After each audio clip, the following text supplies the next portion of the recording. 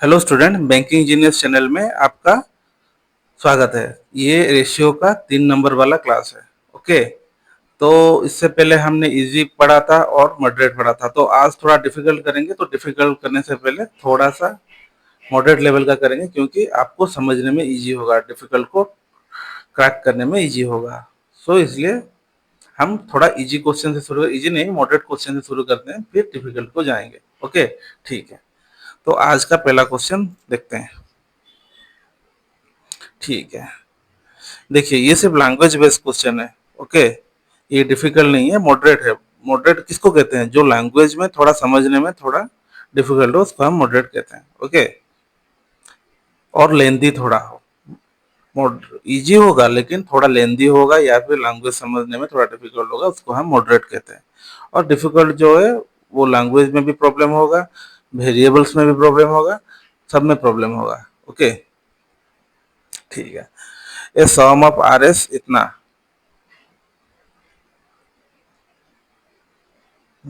एक minute guys, हाँ ठीक है। सम ऑफ आर एस इतना 86,700 to divided among A B C, तीनों में डिवाइड होगा इतना पैसा। In a such manner that every rupee that A gets, A 1 रुपया, ए को अगर 1 रुपया मिलेगा तो बी को 90 पैसा मिलेगा। ओके, इट मीन्स ए को अगर 1 रुपया का 100 पैसा होता है, ए को अगर 100 पैसा होगा तो बी को 90 पैसा मिलेगा। ओके, इतना समझ गए होंगे। And for every rupees that B gets, C gets 100 पैसा। बी को अगर, क्या लिखा है? For every rupees that B gets, मतलब बी को अगर 100 पैसा मिलेगा तो सी को 110 पैसा मिलेगा। मतलब अगर बी को 100 पैसा मिलेगा, 1 रुपीज है ना, 100 पैसा मिलेगा तो सी को 110। तो जीरो जीरो कट गया, जीरो जीरो कट गया, जीरो जीरो कट गया। ओके, तो यहाँ पर बी का वैल्यू 10 है, सी का वैल्यू 11 है। इसका रेशियो है, वैल्यू नहीं है, रेशियो है। ए का 10 है, बी का 9 है।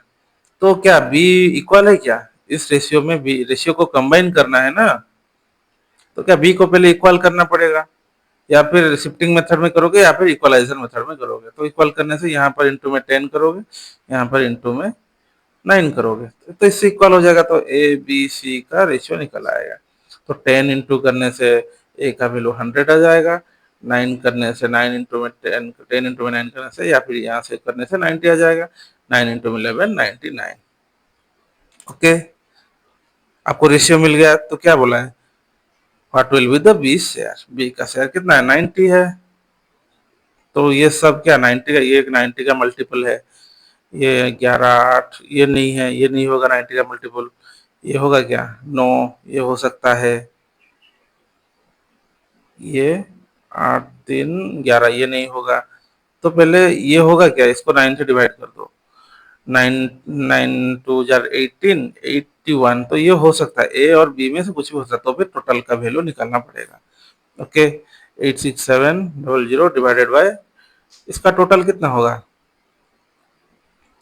100 सॉरी, यहाँ पर टोटल एडिशन होगा 9 9 9 18। ओके, 289 डिवाइडेड बाय 289 इंटू में 90।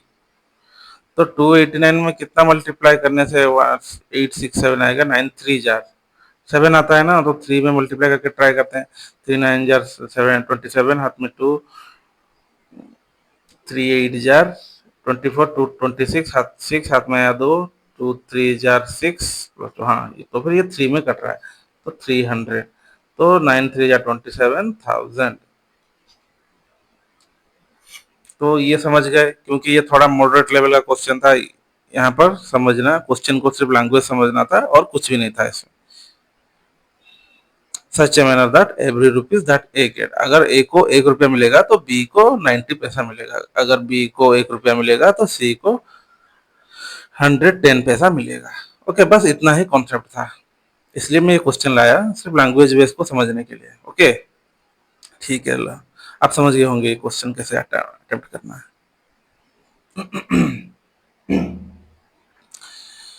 The student in three classes, the students in three classes are in the ratio 2 3 5. If 20 students are increased each classes, the ratio change to 5:4:7। तो हमने जब पहले किया था तो 2 का किया था, तो ये 3 वाला था। तो 2 का अगर आप कर सकते हो तो 3 वाला तो आप डेफिनेटली कर सकते हो, कि नहीं? 3 क्लासेस मतलब क्लास ए था, क्लास बी था, हम ये मान के चल रहे हैं क्लास ए, बी, सी तीनों का था। 2, 3, 5, 20 हर क्लास में 20 क्या बोला? If 20 student increase in each class, her class में अगर 20 इसमें 20 इंक्रीज होगा, इसमें 20 इंक्रीज होगा, इसमें 20 इंक्रीज होगा, इसमें 20 इंक्रीज होगा, तो रेशियो बनेगा 4:5:7। तो आप ये कर सकते हो। मैंने पहले तो क्या बोला क्वेश्चन, तो total number of student before increasing increase watch, मतलब पहले कितना था ये वाला वैल्यू निकालना था। तो हमने इक्वेशन को पहले इक्वल करने के लिए ट्राई किए थे, कि नहीं? इंक्रीज भी इक्वल होना चाहिए और इक्वेशन भी लगातार इक्वल बढ़ना चाहिए। ओके, तो पहले इन लोगों का डिफरेंस देखो, डिफरेंस कितना इंक्रीज है? 1 से इंक्रीज हुआ है, यहाँ पर 2 से, फिर यहाँ पर 1 से इंक्रीज हुआ है, यहाँ पर 2 से इंक्रीज हुआ है। ओके,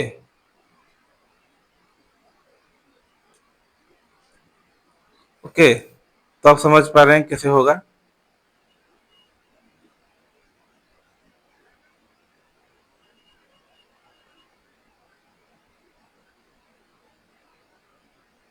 ठीक है, तो इतना इतना इतना इतना, तो 20 इंक्रीज होने के बाद 4 होता है, मतलब यहाँ से यहाँ 2 इंक्रीज हो रहा है। 2 इंक्रीज मीन्स 20 इंक्रीज, तो 1 का वैल्यू 10, 1 का वैल्यू 10 है ना?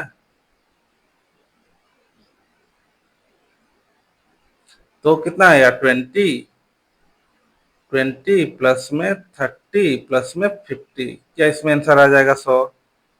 100 तो दिख रहा है ये, लेकिन सही है क्या? 10 है तो 2 का वैल्यू 20, 30, 50।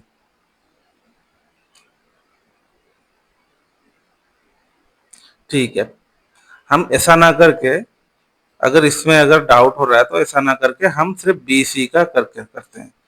बी सी का है 3:5 इंक्रीज होने के बाद 5:7। तो इसमें कितना डिफरेंस है? 2, इन दोनों का डिफरेंस है 2। तो 2 इधर मल्टीप्लाई करोगे तो कितना आएगा? 2 3 जार 6, 10। 2 इधर मल्टीप्लाई करोगे, 2 5 जार 10, 2 7 जार 14। तो 4 का वैल्यू, इधर 4 का डिफरेंस सेम सेम हो गया। तो 4, क्योंकि इधर देखिए सेम नहीं हो रहा है, यहाँ पर 2 इंक्रीज हो रहा है, 2 इंक्रीज सेम हो रहा है, लेकिन यहाँ से डिफरेंस 1 आ रहा है, यहाँ का डिफरेंस 2 आ रहा है।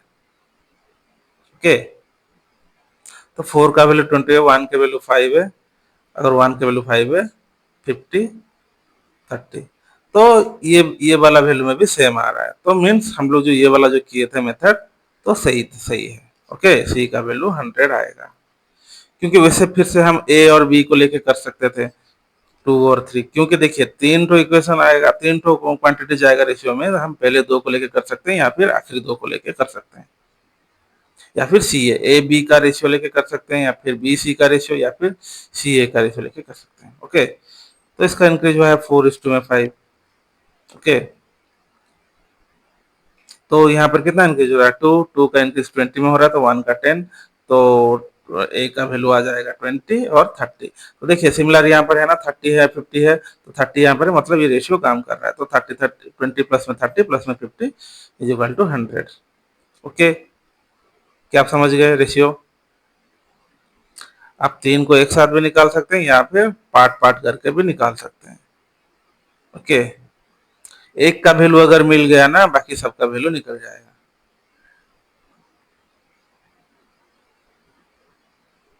अगर देखिए पार्ट करोगे तो ये बढ़ा हुआ रेशियो है, इंटू में 2 हुआ था। ठीक वैसे अगर यहाँ पर इंटू में 2 हो रहा था, क्या यहाँ पर क्या नीचे 2 आएगा? ए में नहीं, इसमें भी इंटू में 2 होगा, तो ये 4 हो जाएगा, अगर ये वाला यहाँ पर नीचे आएगा तो, इस रेशियो के साथ। ओके, तभी ये 5 × 4 20 होगा, तो ये मिलकर 100 होगा। ओके, ठीक है, नेक्स्ट।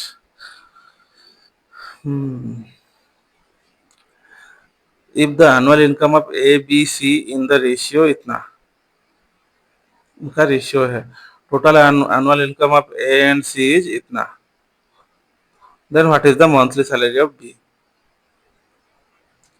ये निकाल सकते हो, टोटल का दिया गया है इतना, ए बी सी का एनुअली, एनुअल इनकम है, एनुअल इनकम ये है, इसका रेशियो दिया है 137 है। तो total annual income of A C का टोटल एनुअल इनकम है 8 लाख। ए सी कितना है 8, तो 1 का वैल्यू आ जाएगा 1 लाख। तो ए का एनुअल वैल्यू 1 लाख है, बी का 3 लाख है, और सी का 7 लाख है। ओके, सबका एनुअल इनकम मिल गया। तो क्या बोला, बी का मंथली सैलरी, मतलब मंथली सैलरी निकालने के लिए 3 लाख डिवाइडेड बाय में 12। ये मस्त देखना है क्या पूछा है, मंथली पूछा है कि एनुअली पूछा है, इसको देखना है। तो ये एनुअल इनकम दिया है, तो ये मंथली सैलरी में पूछा है। तो 6 में कटेगा 5, 2, 25,000। Okay, option number B.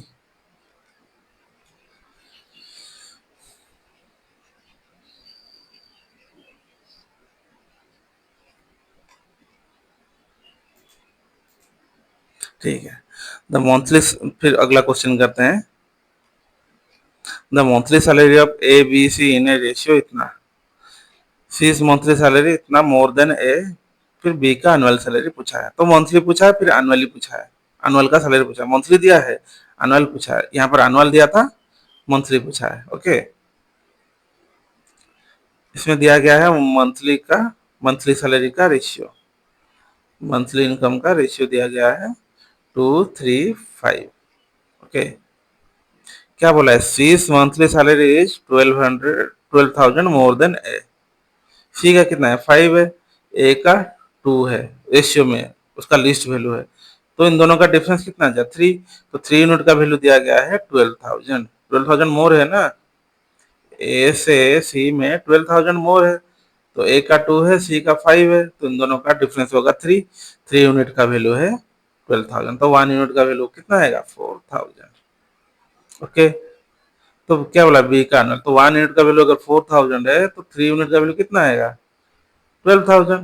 तो बी का एनुअल सैलरी पूछा है, एनुअल सैलरी मतलब 12,000 इंटू में 12, तो 12 का स्क्वायर कितना था 114,000। ये वाला ऑप्शन नंबर बी आपका सही आंसर हो जाएगा। ओके, ये सब इजी टू मॉडरेट का है, सिर्फ लैंग्वेज समझना है, आप कर सकोगे। अगर आप बिगनर हो तो इसमें आप समझ गए होंगे और कर पाओगे, खुद खुद कर पाओगे।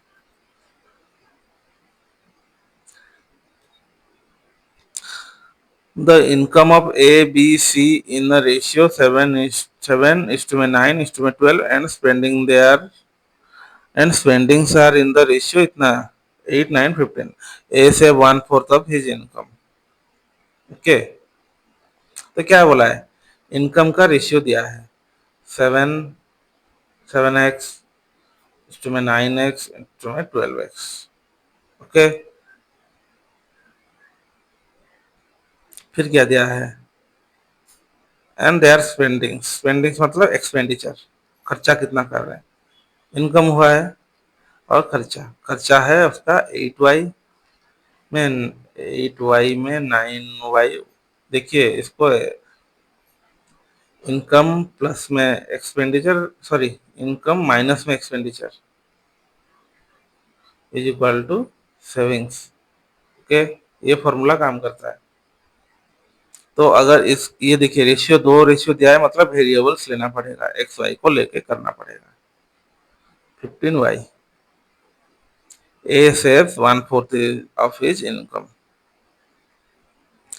1/4 ऑफ इनकम मतलब अगर ये 100% है, ये 75% होगा। 1/4 ऑफ इनकम मतलब 25% वो सेव कर रहा है। ओके, 25% ए सेव कर रहा है, then saving of A B C. क्या अभी आप इसको निकाल सकते हो? अभी आपको उसको निकाल सकते हो कि नहीं? 7x का 3/4 होता है आपका, 75% होता है आपका 8y। अभी इसका मतलब क्या, इक्वेशन का रिलेशन मिल जाएगा एक्स वाई का, अभी तो कर सकते हो ना। तो 21x 32y, x divided by y का रिलेशन है 32 में 21। ओके, x का वैल्यू अगर 32 है, y का वैल्यू 21 है। तो क्या पूछा है? ए बी सी का इन देयर रेशियो, x का वैल्यू 32 की जगह पुट कर दो। 32 into 7 jar 32 into 7 jar 7 2 jar 14, 7 3 jar 21, minus में 22। फिर 8y, 8 इंटू में 21, 8 1 जार 8, 8 2 जार 16। तो इन दोनों का माइनस करने से क्या निकलेगा? उसका सेविंग निकल आएगा। ओके, फिर 9x, 9 इंटू में 32, 9 2 जार 18, हाथ में आएगा, 9 2 जार 9 3 जार 27, 28, माइनस में। इसको ऐसा नहीं लिखते हैं, 9 देखिए, 9x 9y, 9 कॉमन गया, x माइनस वाई, 32 माइनस में 21, कितना है? 11। 11 है ना इसका डिफरेंस। तो इसका डिफरेंस अगर 11 होगा तो 11 9 जार 99 रेशियो। 12x, 32 इंटू में 12,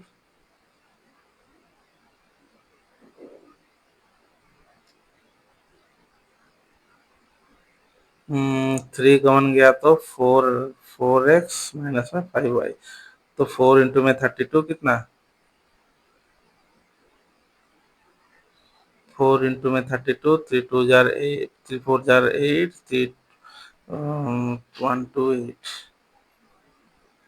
5y मतलब 5 में 21 मतलब 105। तो इन दोनों का डिफरेंस होगा 23। 23 इंटू 3 69। फिर इसका माइनस करने से कितना? 4 से 8 गया 6, 14 से 6 11 से 6 गया 5, 56। मतलब रेशियो आएगा 56, 99 और 69। ये आपका सही वाला रेशियो मिल जाएगा, इसका सेविंग का रेशियो है, और ये आपका आंसर है। ओके, ठीक है, नेक्स्ट क्वेश्चन करते हैं। An alloy copper and zinc is taken in a ratio इतना, और another alloy same metal taken in the ratio इतना. How many part of two alloy must be taken obtain the new alloy considered copper and zinc are इतना. तो ये है आपका mixture and allegation का method. Mixture मतलब sorry, allegation का method है ये वाला। तो इसको हम इसका प्रैक्टिस सेट, रेशियो का प्रैक्टिस सेट खत्म करने के बाद ये वाला टॉपिक हम पहले पढ़ेंगे, एलिगेशन। एलिगेशन को समझेंगे कैसे करते हैं, क्यों करते हैं, इसको समझेंगे। ओके, फिर उसके साथ मिक्सचर भी पढ़ेंगे, क्योंकि वो मोस्ट इंपोर्टेंट टॉपिक है। उसको पढ़ेंगे इसके बाद रेशियो कंप्लीट होगा, क्योंकि इसको अगर बीच में पढ़ा होगा तो आप रेशियो का कंप्लीट नहीं होगा, आधा अधूरा हो जाएगा, क्योंकि उसका प्रैक्टिस सेट में और भी कॉन्सेप्ट थोड़ा है, और थोड़ा डिफिकल्टी भी करोगे तो आपको अच्छा लगेगा करने में। ओके, तो इसको मैं दिखा दे रहा हूँ कैसे करते हैं। देखिए, कॉपर और जिंक है, इसका रेशियो देख, एलॉय है ना, एक एलॉय मतलब एक मिश्र धातु, उसको हिंदी में बोलते हैं मिश्र धातु। मतलब दोनों क्या बोलेंगे उसको, दोनों एलिमेंट को मिला के जो बना होगा उसको हम मिश्र धातु बोलते हैं। जैसे आपको पीतल जो मिलता है, पीतल, वो एक मिश्र धातु है, ठीक है। ये कॉपर जिंक को मिला के एक एलॉय बनता है, इसको ही हम बोलते हैं, कॉपर और जिंक मिल के जो एलॉय बनता है उसको हम बोलते हैं पीतल। ओके, एलॉय मीन्स पीतल है। ओके, कॉपर और जिंक का रेशियो दिया गया 1:3। फिर और एक अनदर एलॉय है, ये एलॉय 1 है, ये एलॉय 2 है, उसमें कॉपर और जिंक दिया गया है 2:3। ओके, तो इन दोनों को मिलाकर कॉपर और जिंक का रेशियो, दो एलियो को मिलाकर कॉपर और जिंक का बनता है, सॉरी, 3:5। ठीक है, इनका रेशियो बनता ही है। मतलब ये पूछा है कि क्या पार्ट मिलाकर, इन दोनों में से क्या पार्ट मिलाने से ये वाला बनेगा। ये जो पार्ट है, पूछा है ना how many parts of two whole है, मतलब पार्ट ए का क्या मिलाया है, पार्ट A1 का क्या मिला है, A2 का क्या मिला है, तो ये वाला रेशियो निकला है। ओके, तो एलिगेशन मेथड सिंपल है। देखिए, ये वाला वैल्यू अगर A1 का वैल्यू लेस देन होगा, ये वाला वैल्यू लेस देन होगा रिजल्ट से, और A2 का वैल्यू ग्रेटर होगा अपना आपका रिजल्ट वैल्यू, रिजल्टेंट वैल्यू से। ये रिजल्टेंट वैल्यू है, मतलब आउटपुट वैल्यू है ये वाला। ओके, तो फिर ये वाला मेथड एलिगेशन वाला मेथड लगता है। ओके, तो इसको क्या रेशियो में ही बनाओगे, रेशियो में क्या इसको सॉल्व कर दोगे? नहीं, इसको पहले फ्रैक्शन में लाना है, या आपको नहीं, इसको पहले अगर कॉपर में करोगे तो सबका कॉपर का वैल्यू निकाल के करना है, अगर जिंक में करोगे तो सबका जिंक वाला वैल्यू लेके करना है। ओके, हम कॉपर वाला वैल्यू लेके करते हैं। तो कॉपर का वैल्यू अगर 1/1 है, तो टोटल कितने में से कॉपर का वैल्यू है 1, और टोटल है 3, 1/3 है, ये है कॉपर का वैल्यू, 11 में से कॉपर। फिर इसमें से कॉपर का वैल्यू लेंगे 2/5, फिर इसमें से 3/8।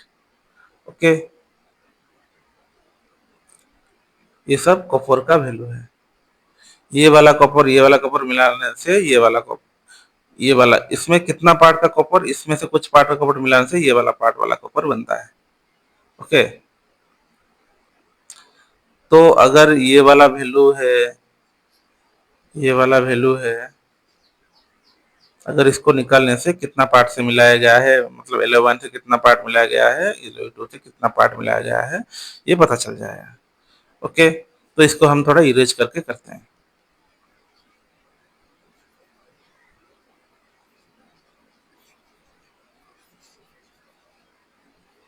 स्पेस कम है ना थोड़ा, मतलब इरेज करके करना पड़ेगा। देखिए, कॉपर का वैल्यू क्या था पहले वाले में, 1/3, दूसरे वाले में था 2/5, और रिजल्टेंट आपका था 3/8। तो क्या ऐसे में करके सॉल्व करेंगे तो निकलेगा, लेकिन थोड़ा लेंदी हो जाता है, तो इसको हम डायरेक्ट वैल्यू में निकालें, वैल्यू में निकालना सीखते हैं। तो वैल्यू में कैसे निकालोगे, तो डिनोमिनेटर का, ये जो डिनोमिनेटर है 358, इनका एलसीएम ले जाओगे, तो इनका एलसीएम होता है 120। तो 120 से डिवाइडेड बाय 3 करोगे तो 40, 120 से डिवाइडेड 5 करोगे तो 24, ये 3/8 है, सॉरी 3/5 है। ओके, क्योंकि देखिए 2/5 है ये वाला, ये 2/5 है। ये है ना सेकंड सेकंड मेटल का, अनदर मेटल, ये कॉपर का वैल्यू है, तो 2/5 आएगा। तो 40, यहाँ से 5 से 120 गया तो 24, 24 और 2 जार 48, फिर 120 से 8 गया तो 15, 15 3 जार 45। देखिए, देखा ना, सेम हुआ ना, 45 इससे बड़ा है, 48 इससे बड़ा है। अगर क्वेश्चन में अगर ऐसे दिया गया होगा, दो मेटल है, दो दो कोई भी दो तो एंटिटीज है, या फिर मेटल मटेरियल्स है, या फिर राइस का कॉन्सेप्ट आएगा, कुछ भी हो, दो दो टाइप का, दो वेराइटी का अगर आएगा, तो एक तो दिया होगा छोटा वाला का इधर प्राइस, इसमें ऐसा कॉन्सेप्ट लगता है। देखिए, ये है उसका क्या, किसका रेशियो है, ये कॉपर और जिंक का रेशियो, लेकिन ये क्या पूछा है, इसका आंसर आएगा इसका वेट में नहीं, मतलब वही पार्ट में ही आंसर आएगा। ओके, तो इन दोनों का डिफरेंस, इन दोनों का डिफरेंस, ठीक है, यहाँ पर रेशियो का सिंबल लगेगा, तो इन दोनों का डिफरेंस जो है वो क्रॉस होगा ना, क्रॉस होगा तो इन दोनों का डिफरेंस यहाँ पर आएगा। क्या आप समझ पाए, क्या आप समझ पाए? 40 से 45 से 40 गया तो 5, 48 से 45 गया तो 3, 3:5। क्या आप इतना समझ पाए? सिर्फ इतना आज समझिए, अगर एलिगेशन लगता है तो ये वाला का जो डिफरेंस होगा वो इस साइड आएगा और ये वाला का जो डिफरेंस होगा वो इस साइड आएगा। ओके, यहाँ से यहाँ आएगा, यहाँ से यहाँ जाएगा। ओके, तो आपका आंसर हो जाएगा इतने पार्ट में, 3:5, 3 and 5 पार्ट में हुआ होगा। ओके, ये वाला कॉन्सेप्ट हम पढ़ेंगे मिक्सचर एंड एलिगेशन के क्लास में, तो आप डिटेल में समझोगे। ओके, अगर इसमें अगर टाइम दे दूंगा तो बहुत सारा डिफिकल्ट क्वेश्चन है, उसको हम नहीं कर पाएंगे। ये जस्ट डिफिकल्ट क्वेश्चन का एक शुरुआती क्वेश्चन है। ओके, फिर अभी नेक्स्ट क्वेश्चन करते हैं। Two alloy gold and silver, gold and silver इनका रेशियो दिया गया है 4:1। और एक टू एलॉयज है ना, एलॉयज 1 एलॉय 2 में वो भी गोल्ड एंड सिल्वर है, वो है 1:3। After allowing together 10 kg first alloy and 16 kgs of the second alloy and several kilogram of pure gold alloy obtained in which ratio इतना। ओके, क्या बोला है? ये रेशियो दिया गया टू एलॉय का। After allowing together 10 kg of fast alloy, जो fast alloy का 10 kg और सेकेंड के फास्ट एलॉय का 10 kg और सेकेंड एलॉय का 16 kg एलोइंग कर रहा है, मतलब मिला रहा है उन दोनों को मिक्स कर रहा है, कंबाइनिंग कर रहा है। तो उसमें से कुछ क्या बोला है? Several kilogram of pure gold and alloy obtained which is ratio gold and silver. Okay, तो अगर इसका वैल्यू मिला तो कितने में हुआ? तो टोटल 5 है, 5:2, मतलब गोल्ड था कितना कितना मिला एलोइंग करने के लिए निकाला गया है, तो 8 kg गोल्ड, 2 kg सिल्वर। तो एलॉय 2 में 4 kg गोल्ड और 4 3 जा 12, हाँ 12 kg सिल्वर, इनको एलोइंग क्या कहा जा रहा है। ओके,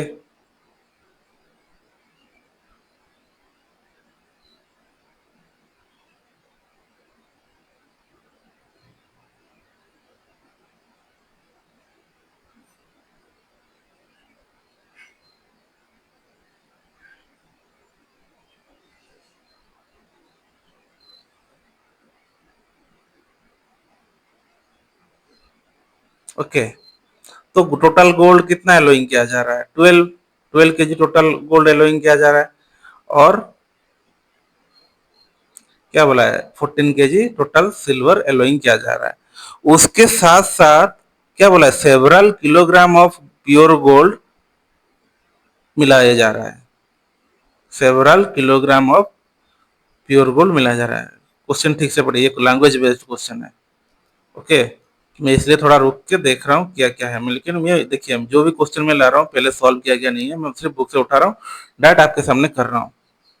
ओके, ठीक से पढ़िए। देखिए, इन टू एलोज है, इसका रेशियो दिया गया है, इसका रेशियो दिया गया है टू एलोज का।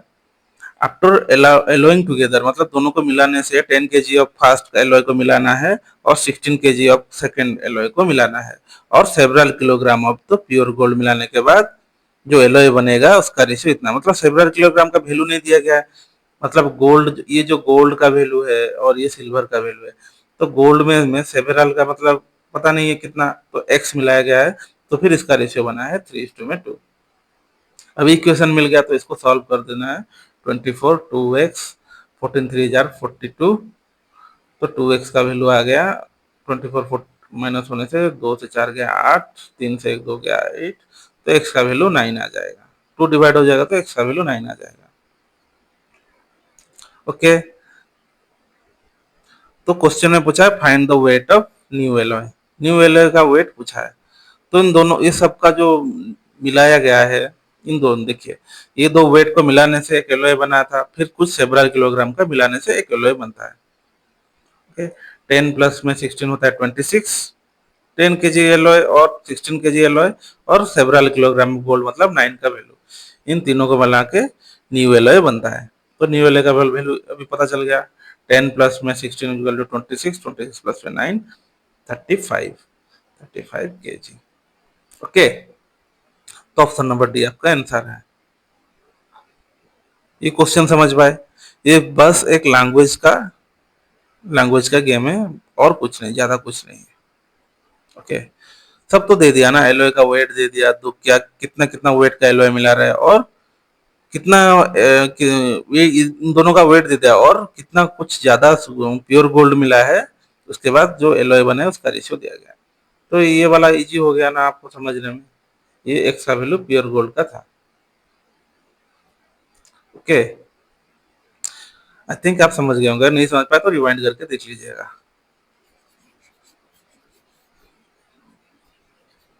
ठीक है, डिफिकल्ट क्वेश्चन थोड़ा टाइम टेकिंग होता है। ओके, ये मेंस लेवल का, क्लरिकल मेंस का है, टाइम टेकिंग है। आप इसको 30 सेकंड में कभी भी सॉल्व नहीं कर सकते। एसबीआई पीओ प्री में भी आएगा तब भी नहीं कर सकते, इसको छोड़ना पड़ेगा। ये थोड़ा मेंस लेवल क्वेश्चन है क्लरिकल का। ओके,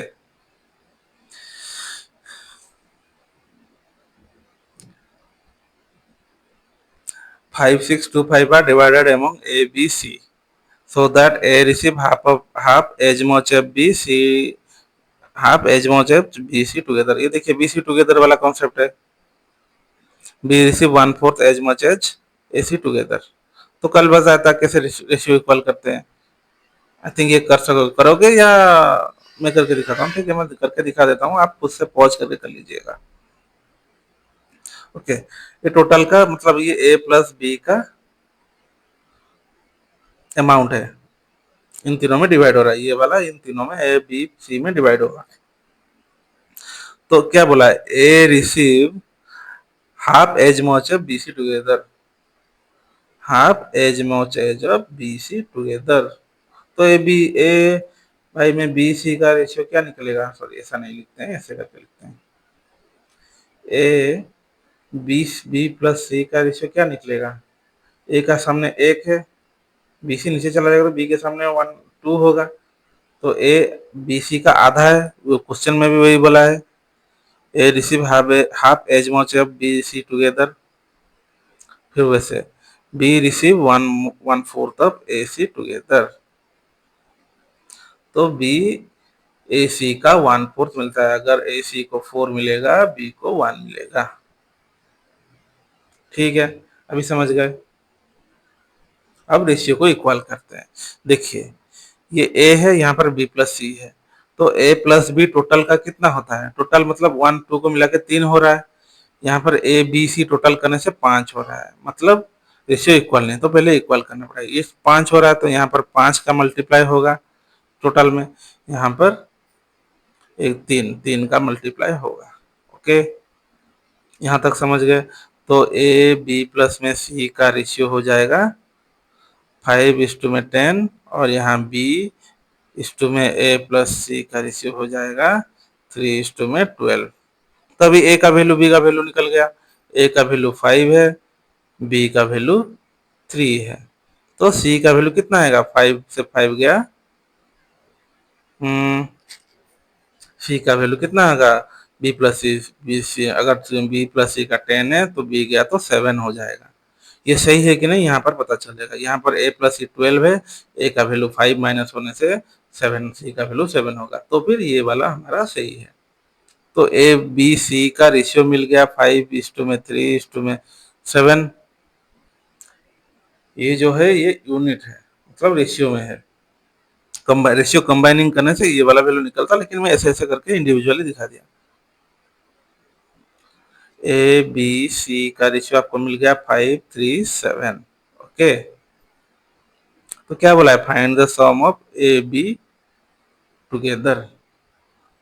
तो टोटल का ए बी सी का अगर वैल्यू मिला है, ए बी सी का वैल्यू कितना है, 5 3 7 7 5 12 3 15, 15 का वैल्यू निकला है। तो ए बी का वैल्यू कितना होगा, क्या बोला है, बी ए बी का टुगेदर ए बी का वैल्यू कितना है, 8।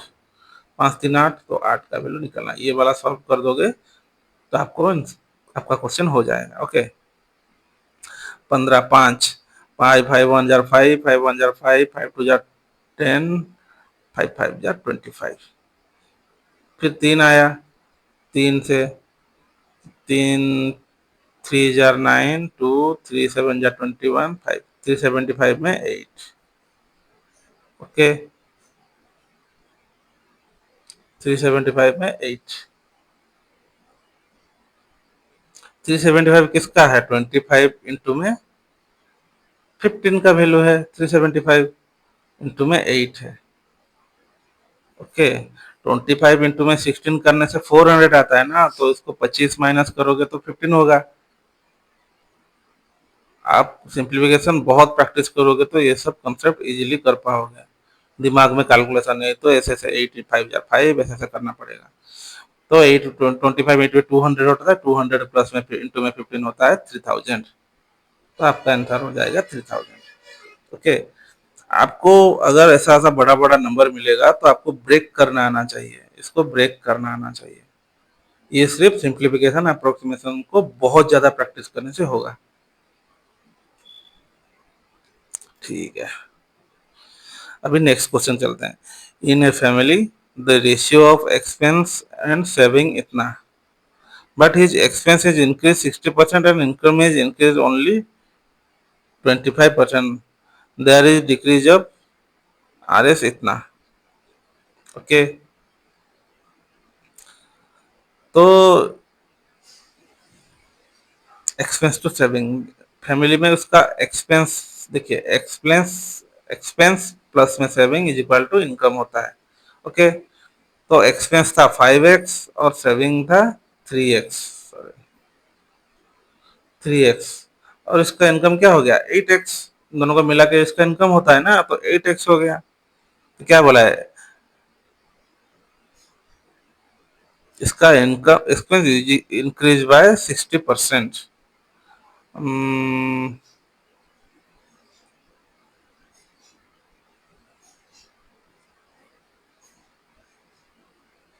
तो ये फ्रैक्शन में आ जाएगा अगर इसको ऐसे 5x 3x से करेंगे। हम लेट सपोज इसको 500x 300x 800x लेके करते हैं। ओके, फ्रैक्शन ना लाने के लिए हम इसको 500x करके कर रहे हैं, 500 300 और 800x करके कर रहे हैं, फ्रैक्शन फ्रैक्शन में क्वेश्चन सॉल्व ना करने के लिए। तो इसका 60% इंक्रीज होगा, मतलब 8 बाई में 5 इंक्रीज होगा। फिर उसका क्या बोला है, इनकम इज इंक्रीज बाय 25%, मतलब 5/4। 25% मतलब 125%, 125/100 का फ्रैक्शन वैल्यू होता है 5/100। ओके, तो इसको काटोगे तो 800x, ये वाला का ये वाला वही 300x रह जाएगा, और ये कटेगा तो ये इंक्रीजिंग वैल्यू है, कि पहले 500 था तो 300x नहीं रहेगा।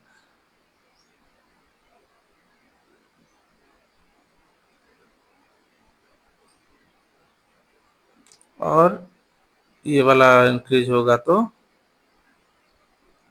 ये वाला देखिए, वैल्यू इंक्रीज हुआ तो सेविंग को भी इंक्रीज करना था, लेकिन सेविंग को इंक्रीज कुछ नहीं दिया कि डिक्रीज कुछ भी नहीं दिया। ये इंक्रीज हुआ, इनकम इंक्रीज हुआ और एक्सपेंडिचर इंक्रीज हुआ, तो सेविंग आइदर डिक्रीज होगा या इंक्रीज होगा, कुछ नहीं दिया, तो इसको हम वाई लेंगे। ओके, ये 2 था तो ये 4 से 8 गया तो 200, 205 था 1000x।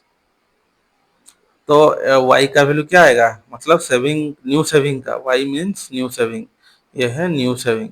ये प्रीवियस सेविंग का 300x, ये न्यू सेविंग है y। y का वैल्यू आ गया 1000 से 800 गया 200x। तो क्या बोला है, 10 क्या बोला है, 10 there is a decrease of R S 3500 in saving. तो सेविंग पहले 300x था, अभी नया सेविंग है 200x।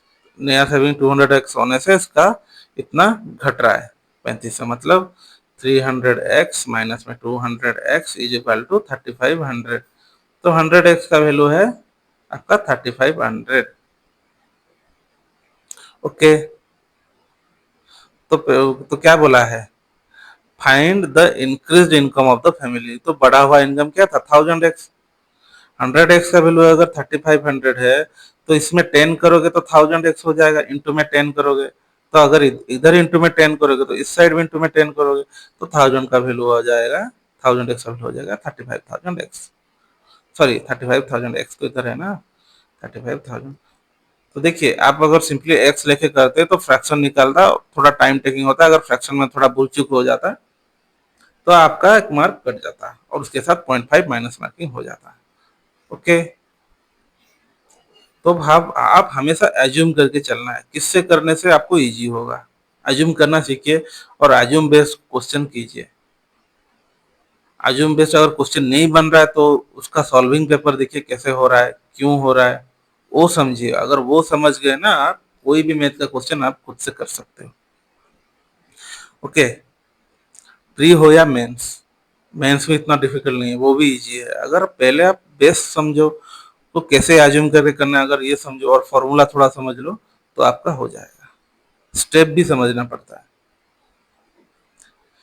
ठीक है, नेक्स्ट क्वेश्चन।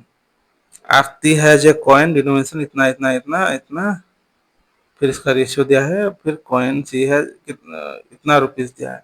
तो ये वाला क्वेश्चन हम शायद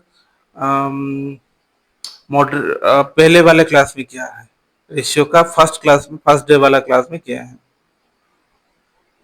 ओके, तो सेम क्वेश्चन रिपीट हो गया,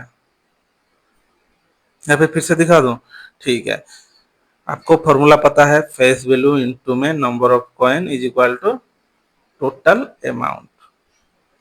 देखिए 3 क्लास में लगातार यही वाला कॉन्सेप्ट पढ़ा रहा हूँ कॉइन का, तो आप अगर 3 वीडियो देख लोगे, ये 3 वीडियो टोटल कंप्लीट कर लोगे तो नंबर कॉइन में से डर हट जाएगा।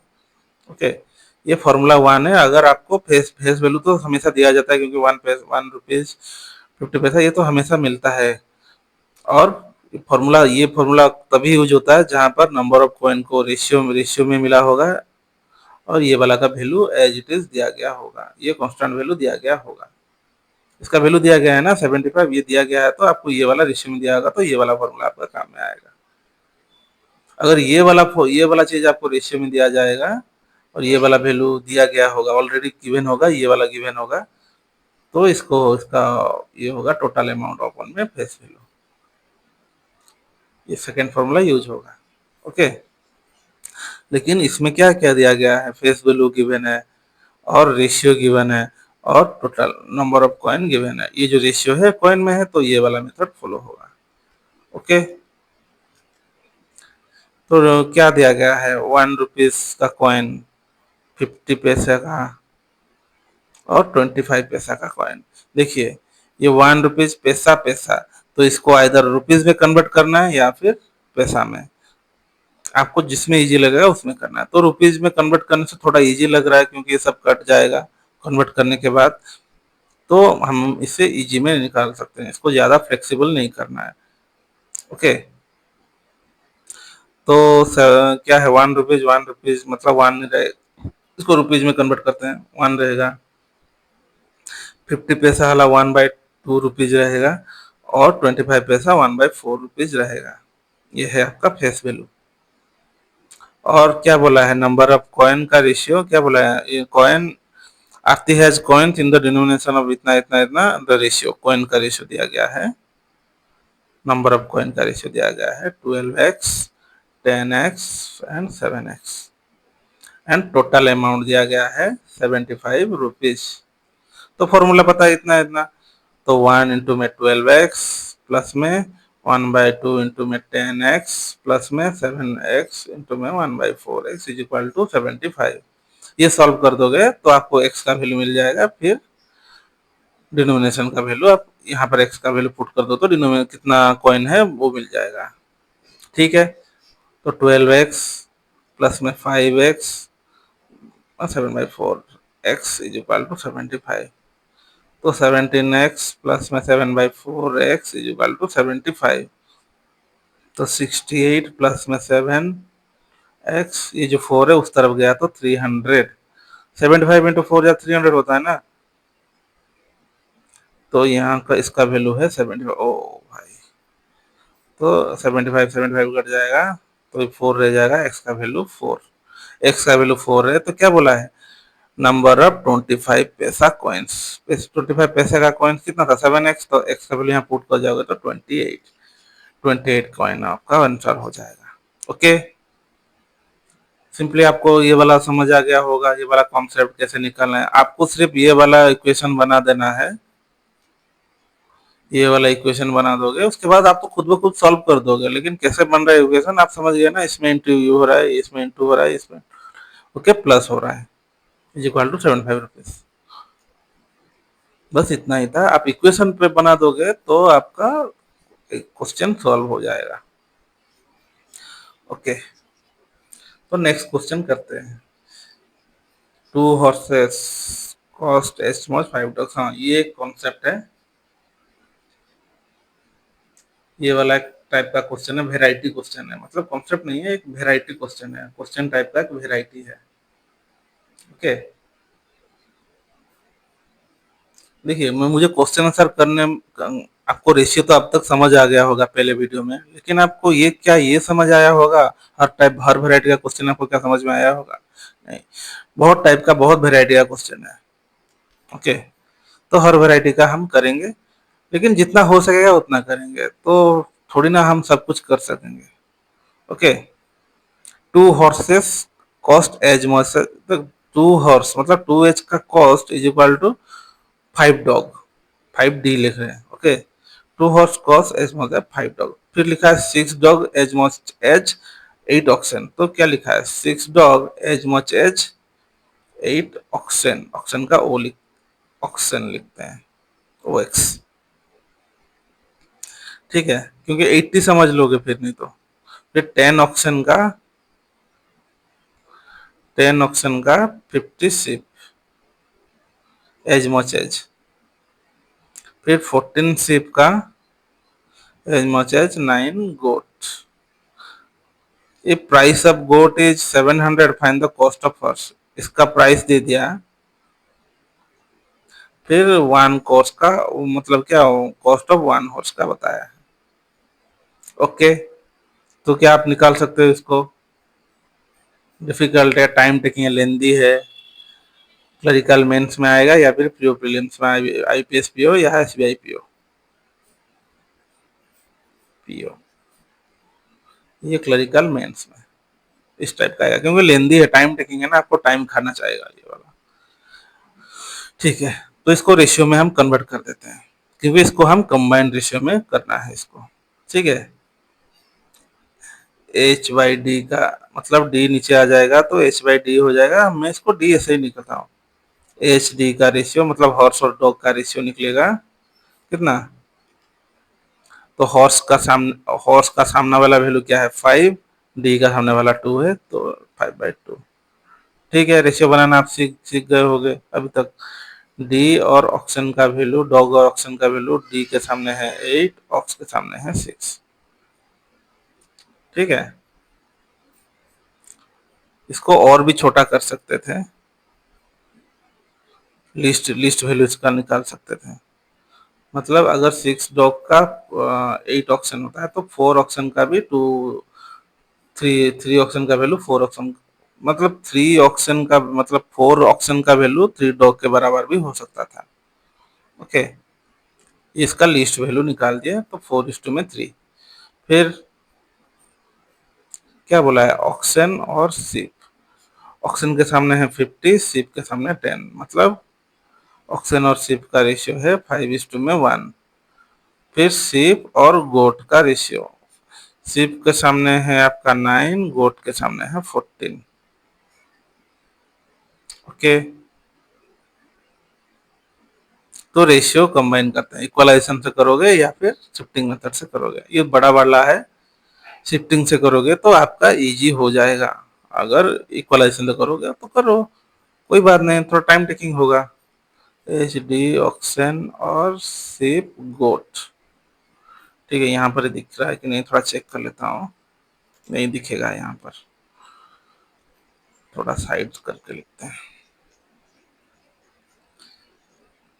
यहाँ पर देखिए, थोड़ा साइड करके लिख रहा हूँ, यहाँ पर है हॉर्स, डॉग, ऑक्सन, शिप और गोट। ओके, अभी थोड़ा चेक, हाँ अभी थोड़ा दिखेगा। तो हॉर्स कितना है 5 है, डॉग कितना है 2 है, फिर डॉग कितना है 4 है, फिर ऑक्स कितना है 3 है, ऑक्स कितना है 5 है, शिप कितना है 1 है, फिर शिप कितना है 9 है, और गोट 14 है। तो 1 के पास 1 आएगा कि नहीं, 3 के पास 3 आएगा, 3 आएगा, 2 के पास 2 आएगा, 2 आएगा, 2 आएगा, फिर यहाँ पर हर जगह 9 9 9, पांचों का दिया गया है, पांचों क्वांटिटीज का, तो हम 5 का कर दिए। ओके, तो यहाँ पर आएगा 5 5, यहाँ पर आएगा 4। ओके, 5 5 5 5। ओके, देखिए 5 हर जगह कट रहा है कि नहीं, 5 5 5, अभी यहाँ पर काटा कट, क्योंकि ये सब यहाँ से यहाँ मल्टीप्लाई, ये सब मल्टीप्लाई होगा, मल्टीप्लाई होगा, मल्टीप्लाई होगा। देखिए क्या क्या कट रहा है, जो जो कटेगा तो कटेगा। ओके, तो इजी होगा आपको करने में। तो 5 कट रहा है, यहाँ पर 5 नहीं है तो 5 कैंसिल।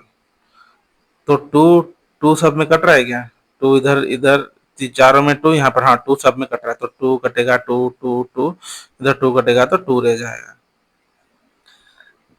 फिर देखिए 3 सब में कट रहा है क्या, इधर कट रहा है, इधर कट रहा है, इधर कट रहा है, फिर 3 कटेगा 3, 3 कटेगा 3। ओके,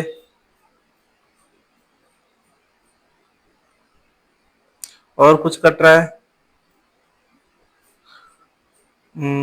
फिर 2 कटेगा नहीं, 2 और नहीं कटेगा, तो अभी इसका मल्टीप्लाई कर देते हैं। तो यहाँ से 2 रहा था, 5 इंटू जार 10, 10 3 जार कितना 30, 35 जार 150, फिर यहाँ पर रह गया आपका 20, 4 5 जार 20, 20 इंटू में 3 60, फिर यहाँ पर आपका रह जाएगा 9 5 जार 45, 9 9 1 जार 9, फिर 14। तो 2 सब में नहीं कट रहा है, सब में कटना है, जिसमें कटेगा तो इक्वली कटेगा। ओके, तो ये रेशियो मिल गया है। तो बोला है 1 गोट का प्राइस अगर 700 है, तो यहाँ पर लिखा है क्या है, 1 गोट का प्राइस 700 है कि नहीं, तो 1 गोट का प्राइस 700 है, तो 5 पाउंड ऑफ 1 कॉस्ट, तो 1 गोट का प्राइस 700, 700 का रेशियो का वैल्यू कितना है 14। तो क्या बोला, फाइंड आउट 1 हॉर्स, हॉर्स का कॉस्ट मतलब 150 का कॉस्ट। तो 14 5 जार 70, 15 5 जार 75, 20 7500 आपका आंसर हो जाएगा। लेकिन यहाँ पर ऑप्शन में नहीं है, तो नो एनओटी, एनओटी आपका सही हो जाएगा। ओके, हम ये क्या है, ये जो रेशियो निकाले हैं ये पर का। ओके, ये जो रेशियो निकला है, जो 1 हॉर्स का, वो 2 horse is equal to 5 dog, ये जो रेशियो निकला है, इसका जो हॉर्स का वैल्यू 5 पावर है, डॉग का ये नंबर ऑफ नहीं है, ये इसका एफिशिएंसी है, मतलब पावर है, मतलब कॉस्ट का, पर हॉर्स का, पर डॉग का कॉस्ट है ये रेशियो। ओके, ये कॉस्ट में था, ये कॉस्ट में रेशियो निकला। ओके, ठीक है, तो ये नोट आपका आंसर हो जाएगा। फिर नेक्स्ट क्वेश्चन चलते हैं। A year ago, the cost of Maruti Figo in a ratio 3:4. The ratio of present and past cost Maruti Figo 5:4, present to past 3:2. If the sum of their present cost is इतना,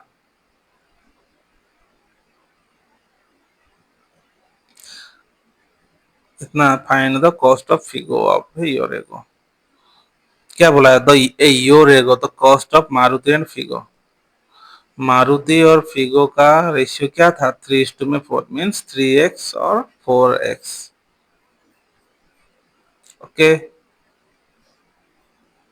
ये था एगो का, तो मारुति का value 3x, ये है 4x, इसको क्या 3x 4x लगेंगे या 300x लेके करते हैं, hmm, हाँ 300x लेके करते हैं, करोगे तो इजी होगा, नहीं तो टाइम टेकिंग है, ये जो वैल्यू आप आज्यूम किया है वही वैल्यू आपको निकालना होता है। ओके, 300x 400x हमने लिया था एज्यूम करके, क्योंकि इससे हम जल्दी कर पाए, क्योंकि आपको अगर काटना कूटना है, ये एगो का था। फिर क्या बोला, फिर द प्रेजेंट एंड पास्ट का कॉस्ट का, मारुति का प्रेजेंट और पास्ट का मारुति का रेशियो दिया गया है। पहले 5 था, 4 था, और फिगो का दिया गया है प्रेजेंट और पास्ट। पहले मतलब अभी 3 है, पहले 2 था, ये पहले 5 ना, सॉरी अभी 5 है, पहले 4 था। प्रेजेंट 5 है, पास्ट में 4 था, तो ये पास्ट का वैल्यू है। एगो मीन्स पास्ट, तो मारुति का पास्ट का वैल्यू 300x है, तो 300x 4 का बराबर है, तो प्रेजेंट में कितना आएगा, 5। 5 आएगा ना, 5 बाय में 4 होगा। देखिए हम इसलिए 300x लिए थे, तो कटेगा तो क्या, 25 इंटू 3 में 75x, मतलब अभी का उसका प्रेजेंट वैल्यू क्या है, 75 इंटू 3, 375। 5 5 या 25, 25 हाँ 375x, अभी इसका प्रेजेंट वैल्यू। ठीक वैसे ही फोर्ड का, फोर्ड फोर्ड है ना वो, हाँ फिगो, फिगो का पहले था 400x, मीन्स उसका पास्ट का रेशियो था 2, प्रेजेंट में हुआ है 3, तो 2 इंटू 3 600x उसका प्रेजेंट का रेट है। ओके, यहां तक समझ गए। मारुति का ये था, ये क्या दिया मारुति एंड फिगो का, present past present past present past. Okay, तो यहाँ दिया sum of their present cost, Maruti और फिगो का प्रेजेंट कॉस्ट दिया है 7.8 लाख, मतलब 7,80,000। तो ये प्रेजेंट में निकला इसका वैल्यू, तो इसका प्रेजेंट का वैल्यू क्या है, 600 प्लस में 375 means 975 X is equal to 7,80,000। तो एक्स का वैल्यू आपका निकल जाएगा 7,80,000। तो क्या बोला है, तो cost of Figo divided by 975 cost of Figo, means find the cost of ego, your एगो। पहले वाला कॉस्ट पूछा है, मतलब 400 वाला। ओके, एक्स का वैल्यू इतना है, तो 400 एक्स का वैल्यू कितना आएगा, तब निकाल सकते हो इजीली ये वाला। दिख रहा है क्या आपको, हाँ अभी तक दिख रहा है। तो ये कटेगा, कटेगा मीन 75 75 3,000, सॉरी 25 3,000 75, 75 माइनस होगा तो 2 2 9, 25 9,000,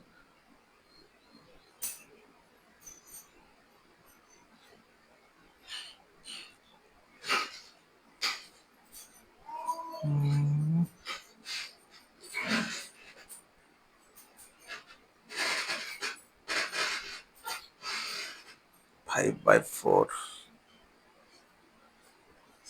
5/4।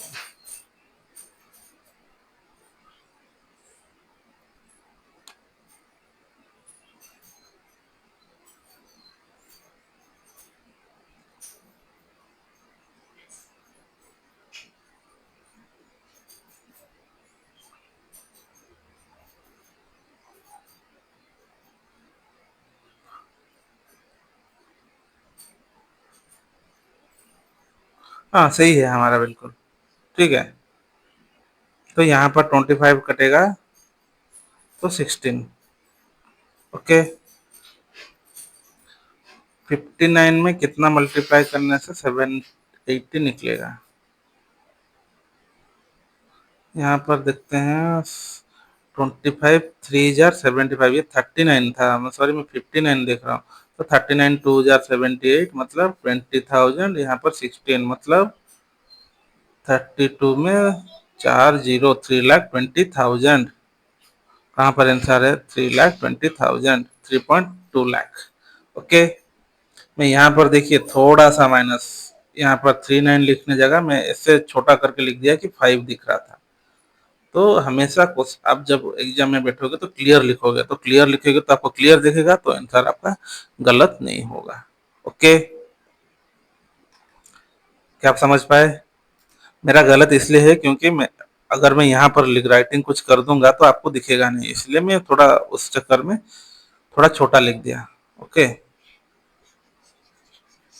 ठीक है, ये वाला क्वेश्चन आप समझ गए। अगर नहीं समझ पा रहे हैं तो रिवाइंड करके देख लीजिए, एक दो बार में आप समझ जाओगे। कोई भी क्वेश्चन हो, जितना भी डिफिकल्ट हो, एक दो बार देखना है, फिर 5-6 बार उसी क्वेश्चन को रोजाना कैसे भी याद करके 10-15 मिनट दे के प्रैक्टिस करना है। जो आपका नहीं हो रहा है करोगे तो ऑटोमेटिक माइंड में बैठ जाएगा।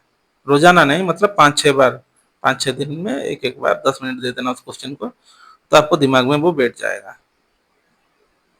ठीक है, अभी नेक्स्ट क्वेश्चन करते हैं। 1 year एगो the ratio between Ram and Shyam salaries इतना, and the ratio of their individual salary of last year to present year इतना, if their total salary for the present year is इतना, find the present salary of Ram. देखिए, 1 year एगो, ये मतलब past का salary क्या दिया है यहाँ पर, individual salary last year and present salary. 1 year एगो मीन्स लास्ट ईयर होता है, तो लास्ट ईयर सैलरी उसका राम एंड श्याम का कितना है, 3:5। तो इसको 3-5 नहीं लिखते हैं, ऐसा नंबर ले लेना है जो इसमें ये वाला सब कुछ भी नंबर हो डिवाइडेड हो सकता है। तो मैंने लास्ट में लिया था 300, 500x, इसमें भी वही ले लेते हैं, क्योंकि फ्रैक्शन में जैसे डिवाइड करने में आपको इजी होगा। कोई भी फ्रैक्शन नेक्स्ट में आएगा तो डिवाइड करने में आपको इजी होगा, डिवीजन करने में आपको इजी होगा। ओके, तो ratio of their individual salary last year to present year इतना, राम एंड श्याम का रेस्पेक्टिवली, पहले राम का नियम दिया था फिर श्याम का नियम था, तो रेस्पेक्टिवली लिखा है, पहले राम का है फिर श्याम का है। ओके, क्या बोला है, ratio of their salary last year to present, मतलब लास्ट में पहले जो पाए थे इतना, last year to present Ram का है कितना, 2:3, और श्याम का last year to present, last year to present कितना है, 4:5। ठीक है, पहले राम का सॉल्व करते हैं। राम का प्रेजेंट में कितना निकलेगा सैलरी, पहले पा रहा था 300x मीन्स 2 का वैल्यू, तो प्रेजेंट 3 का वैल्यू मिल रहा है उसको, लास्ट में 2 यूनिट मिल रहा था, तो प्रेजेंट में 3 यूनिट मिल रहा है। ये जो है रेशियो जो है लिस्ट वैल्यू, इसका कोई यूनिट नहीं होता, तो इसको यूनिट लिखा जाता है वैसे में। तो 15×3=45x, मतलब 450x उसका प्रेजेंट सैलरी है। ये किसका है, राम का। फिर श्याम का present salary 500x, present salary निकालना है, तो ये 500x क्या है, इसका लास्ट ईयर का सैलरी है, लास्ट ईयर का सैलरी का वैल्यू क्या है 4, तो प्रेजेंट का 5 यूनिट इज इक्वल टू 4 जाएगा तो 125, फिर 125 इंटू 5 625x। तो क्या बोला, if they are total salary present year इतना, कितना होगा 6,400,175, 40, 50, 75, 1075x इज इक्वल टू 8,600। तो x का वैल्यू क्या आएगा, 8,600 इंटू में 175। फिर पूछा salary of Ram, salary of Ram कितना है 300, हमने एज्यूम किया था, तो 300 1075 है salary of Ram in present salary, present salary पूछा है, ये वाला था पास्ट, ये वाला प्रेजेंट निकला है 450। ओके, तो 25 4,100, 7 आया, 5 आया, 3, फिर 25 18 इतना, 43 2 86, मतलब 18 इंटू में 2 36 में 20, तो ऑप्शन नंबर बी आपका सही आंसर हो गया। ओके, ये बस ये वाला क्वेश्चन का रिप्लिका है। ये वाला क्वेश्चन सेम है, बस नेम चेंज है। ओके, ये अभी आप कर सकते हो खुद से। तो ये वाला जो two candles height are same, ये कॉन्सेप्ट है, इसको आप अंडरस्टैंडिंग करोगे तो कर पाओगे। ठीक है, ये आज का लास्ट क्वेश्चन है और डिफिकल्टी लेवल का मैंने आज का लास्ट क्वेश्चन ये वाला रखा है। ओके, और कल हम लेंगे रेशियो का प्रैक्टिस सेट, लूंगा एक तो एक या दो, देखते हैं। कल का क्वेश्चन में अगर थोड़ा हार्ड डिफिकल्टी लेवल ज्यादा होगा तो कल वाला सेशन आखिरी होगा रेशियो का। अगर मॉडरेट लेवल का होगा तो परसों वाला लास्ट करेंगे, क्योंकि देखिए एक एक क्वेश्चन आपको ऐसे मिल जाता है। ये क्वेश्चन जो मिला है आपको ऐसे मिल जाएगा, तो ये क्वेश्चन आप पहले कभी नहीं किए होंगे कि देखे भी नहीं होंगे। ओके, तो एक एक कॉन्सेप्ट आपको समझना है, भले ही एग्जाम में आए ना आए, लेकिन ये वाला मैं डेफिनेटली कह सकता हूँ ये वाला मेंस में आया है। ओके, क्लरिकल मेंस में। ओके, ठीक है, तो इसको हम सॉल्व करते हैं। क्या बोला है?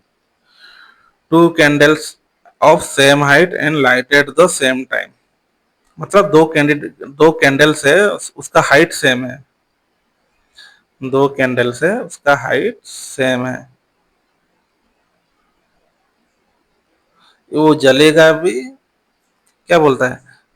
Lighted same height and lighted at the same time, मतलब सेम टाइम उसको जलाया गया है। फास्ट इज कंज्यूम्ड 8 आवर, ये जो पहला वाला जो है 8 आवर में खत्म हो रहा है, और सेकेंड वाला जो है 6 आवर में खत्म हो रहा है। Okay, assuming that each candle burn at the constant rate, how many hours after being lighted? In how many hours after being lighted? The ratio between height of first and second candle इतना। अगर same होता तो 8 and 6 hour में खत्म होता। अगर उसका जो हाइट अगर में थोड़ा डिफरेंस होता, क्या बोला है? हाउ मेनी, क्या बोला? Burn at constant rate in how many hours after being lighted, the ratio between height of, मतलब कितना टाइम के बाद, लाइट करने के बाद उन दोनों का हाइट इतना रहा होगा। 2:1। ये 8 घंटे में खत्म होता है, ये 6 घंटे में खत्म होता है, तो कितना आवर ये उधर, यहाँ पर कितना आवर में इतना खत्म होने के बाद यहाँ पर उसका आधा रहा होगा, उसका वैल्यू ये पूछा है। ओके, तो इसको हम सिंपली एक्स लेके करते हैं। ओके, तो कैंडल वन का जो हाइट है वो लेट सपोज एक्स, हमको पता नहीं है क्या है, and lighted at the same time, मतलब सेम टाइम लाइट करता है, सेम टाइम में खत्म होता है। ये जो दिया है पहले वाला ये अलग है, और यहाँ से यहाँ तक सब अलग है, ये टाइम डिफरेंस हो गया, लेकिन यहाँ पर lighted at the same time, तो खत्म होता है।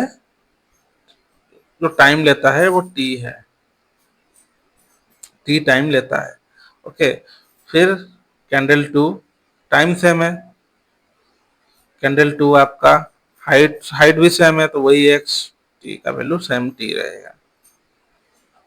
ओके, यहां तक आप समझ पाए?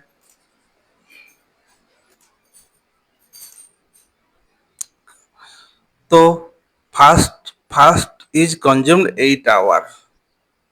Okay, first is consumed 8 hour and second is consumed 6 hour, तो 8 आवर।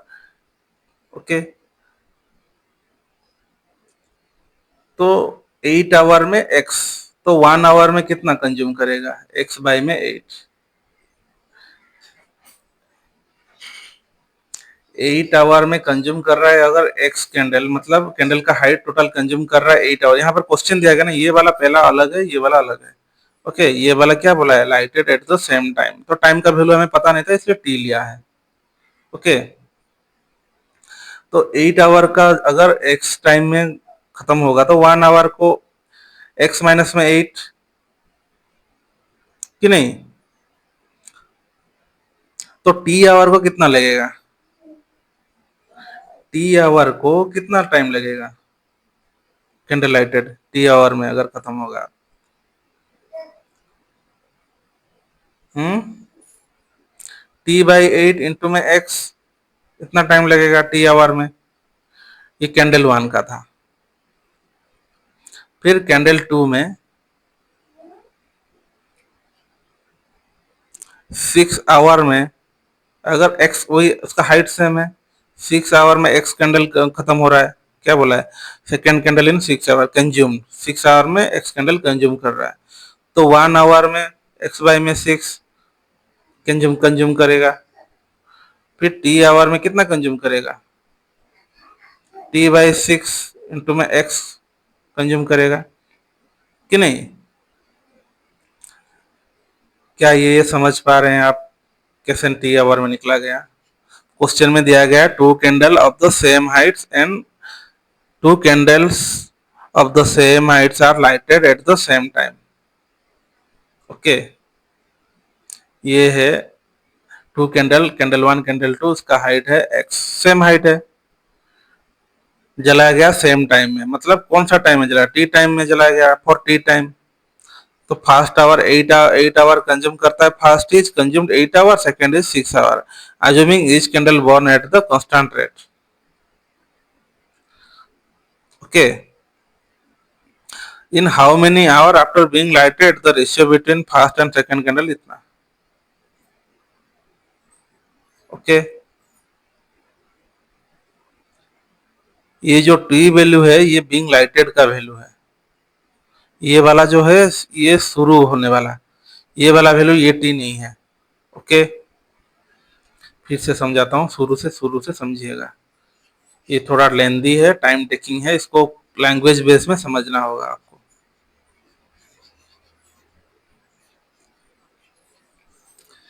इसको सिंपली कन्वर्ट कर रहा हूँ, हिंदी में कन्वर्ट करके बोल रहा हूँ।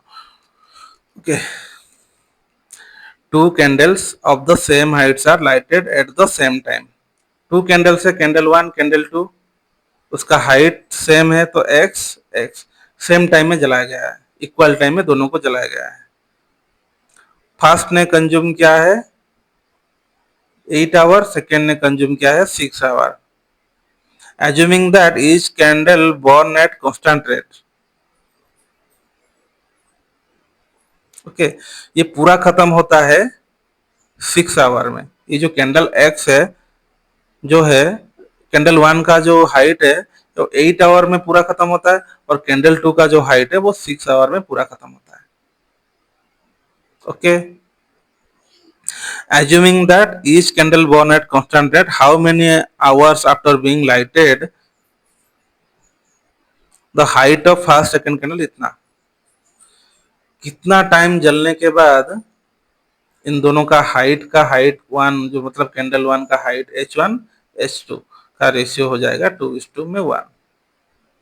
ओके, यही पूछा है क्वेश्चन में।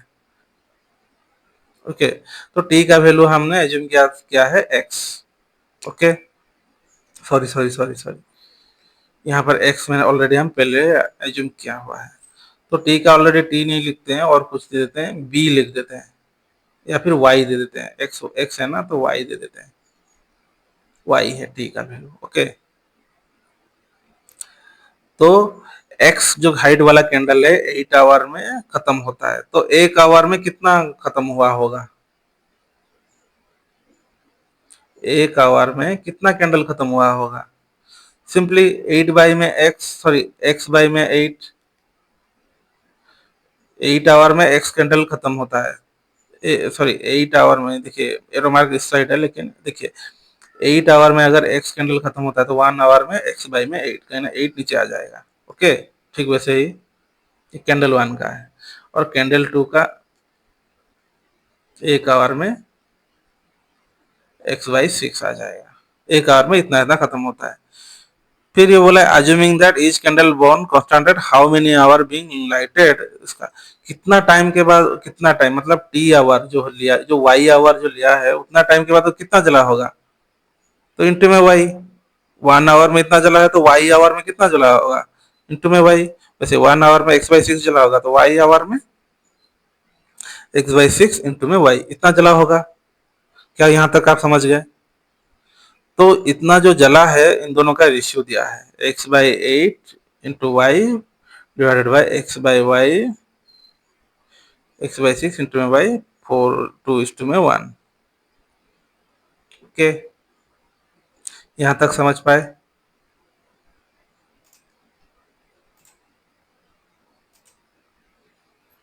यहाँ तक समझ पाए? Assuming that each candle bond concern how many hour after being lighted, the ratio between the height इतना, लाइट करने के बाद जो बचा हुआ है हाइट का इतना। तो ये जो रेशियो निकला है y आवर में, 1 आवर में उसका हाइट इतना हुआ होगा, x से 8 डिवाइड करो इतना, और y आवर में इतना जला होगा। ठीक है, तो रिमेनिंग कितना बचा है पहले वो निकालना था, हमने वो नहीं निकाला। तो रिमेनिंग कैंडल वन में कितना बचा है?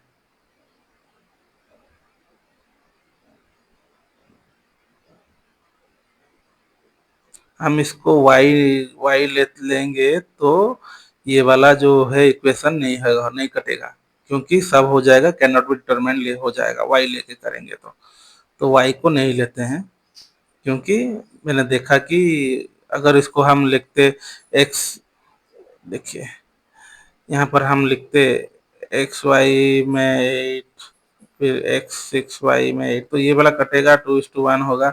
तो ये तो क्या होगा, मतलब कैन नॉट बी डिटरमाइंड, क्योंकि सब कट जा रहा है, वेरिएबल ही कट जा रहा है, तो कैसे होगा सॉल्व?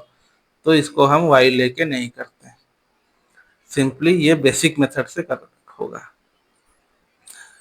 t का वैल्यू हमको पता नहीं है, x का ये है, तो रिमेनिंग क्या, हमको y आवर का निकालना था, तो y आवर ना निकल के 1 आवर का वैल्यू निकल गया, इतना हाइट 1 आवर में इतना हाइट जलता है, तो रिमेनिंग कितना, मतलब इतना हाइट अगर जल जाने के बाद रिमेनिंग कितना रहा होगा, रिमेनिंग कितना बचा होगा, x माइनस x/8, यही होगा ना।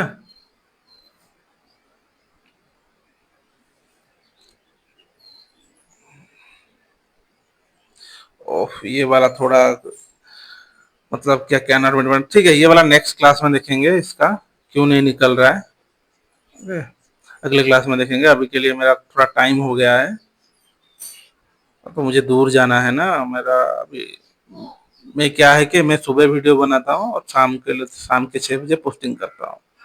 ओके, ठीक है, आज के लिए बस इतना ही। Thank you guys. ये वाला बहुत डिफिकल्ट क्वेश्चन है, तो इसको हम सॉल्व करेंगे। ओके, हम मेरे आने के बाद इसको सॉल्व कर देंगे, इवनिंग में सॉल्व करके इवनिंग में ही पोस्ट कर दूंगा। ओके, ठीक है, थैंक यू गाइस, आज के लिए बस इतना ही।